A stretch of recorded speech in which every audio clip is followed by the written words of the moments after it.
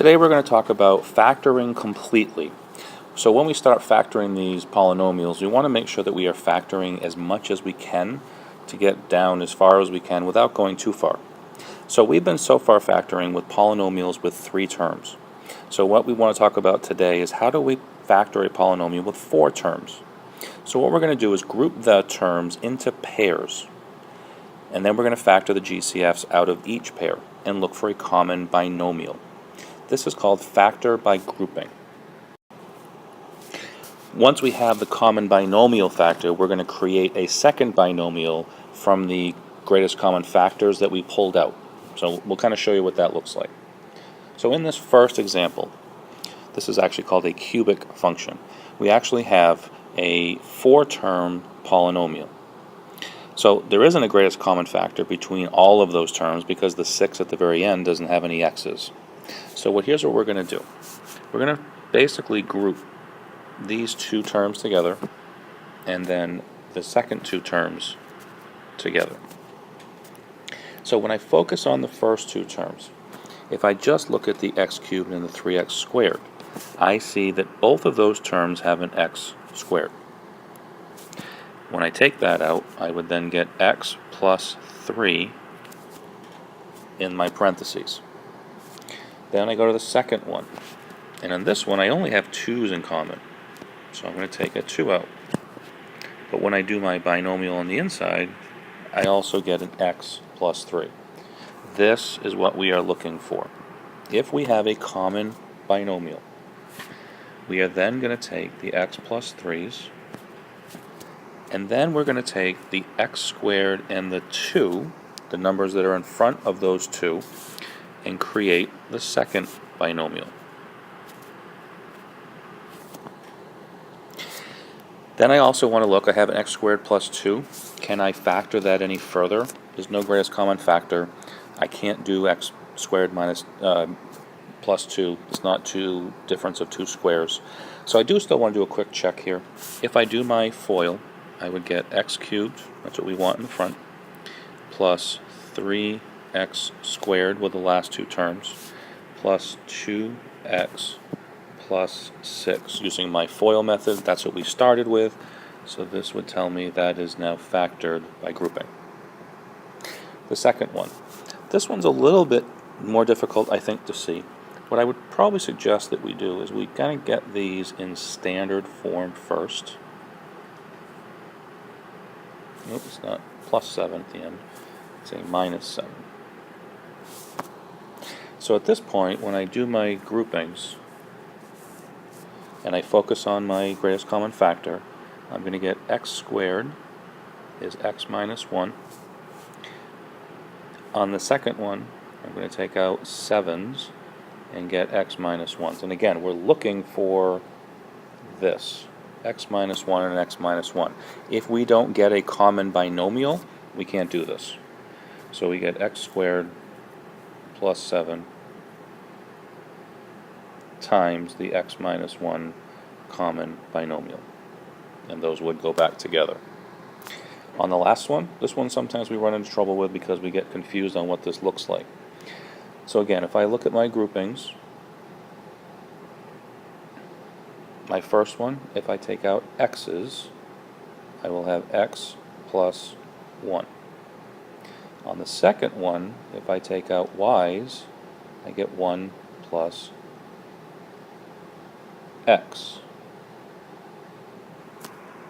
Now, we certainly know we can rewrite that a little bit better. X plus 1 there. By the commutative property of addition, I can rewrite the second binomial to be x plus 1 instead of 1 plus x. And again, that is the common binomial we're looking for, which means we can make the first term the coefficients of the common binomial, and the second one is the common binomial. Okay, that's factoring by grouping. So now we want to talk about factoring completely. Factoring completely basically is going as far as you can possibly go, right, to the point where we have nothing else that can come out. So if I look at this first one, very first thing that we want to do before we do any of the binomials or the factoring boxes or any of it is take out a greatest common factor. So if I look at these three, I'm going to take out 3x from all of it. Then I'm left over with x squared minus 6x plus 8. And again, to say factored completely, I got to look at those numbers and say, can I do anything else? Well, if I look at those, I now have a 1 in front of the x squared. I look at my factor pairs of 8, and how can I put factor pairs together to make a negative 6? Well, if I do a negative 2 and a negative 4, and I check it with FOIL, negative 2 times negative 4 is the 8, negative 2x, negative 4x is the negative 6x.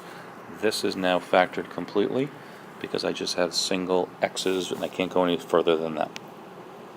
On the second one, for both of these two terms, could be a difference of 2 squares, but 7 is not a perfect square and 28 is not a perfect square.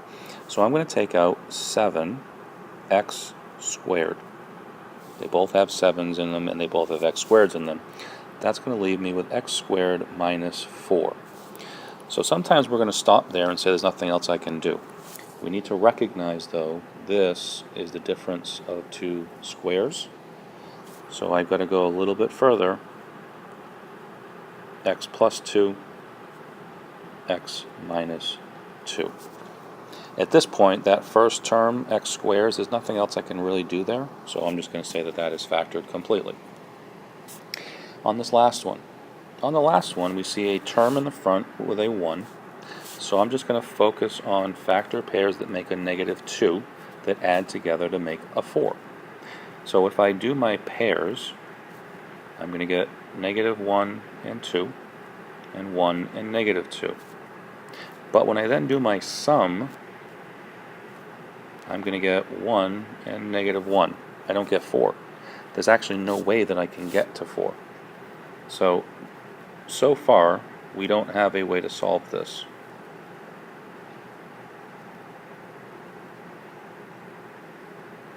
Soon enough, we will figure out another way that we can get to an answer when we have this type of a polynomial in an equation, but for now we just can't factor it.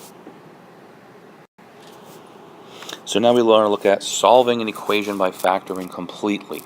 Okay, so solving an equation by factoring completely, the first thing that we're going to want to do is we're going to want to bring this in 10x to the left to kind of create the 0 on one side.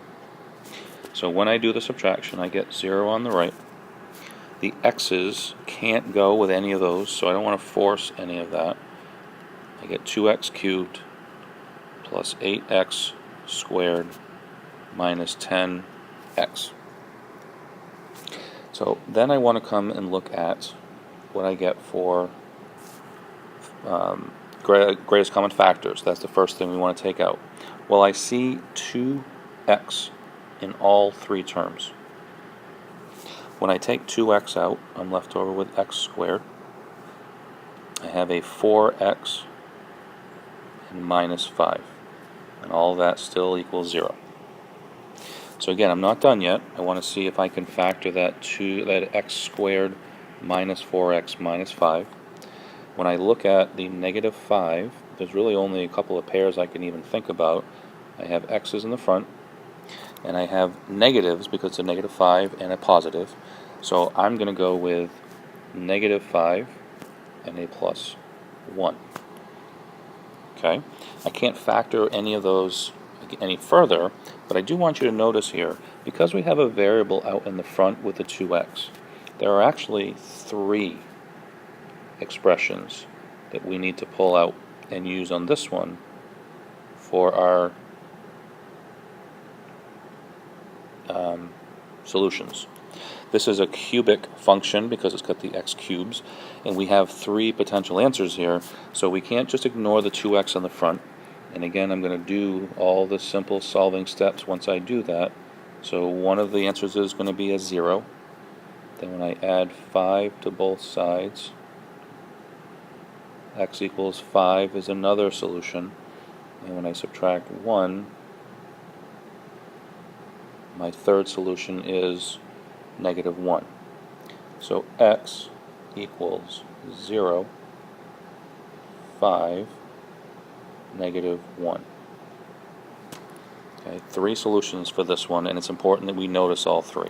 I think the one that at times we would miss is this one out in front. We have a tendency to get this one and to get this one, and a tendency to forget that this still is a potential answer out in front. So that is factoring completely and also factoring by grouping.